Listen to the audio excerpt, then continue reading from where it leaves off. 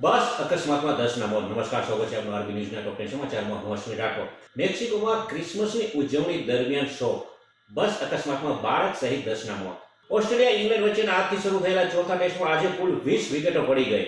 ચીનના હથિયારની ફરીવાર ખુલ્લી પોલ. થાઇલેન્ડ સામે ફાયરિંગ કરતી વખતે રોકેટ સિસ્ટમ બ્લાસ્ટ, જેમાં 8 કંબોડિયન જવાનોના મોત.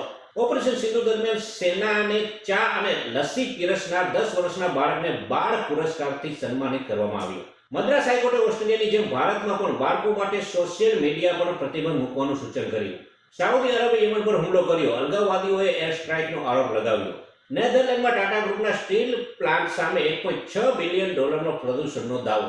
દક્ષિણ આફ્રિકાના તાંઝાનિયામાં કિલીમંજારો પર્વત પર હેલિકોપ્ટર ક્રેશ થતા 5 લોકોના મોત.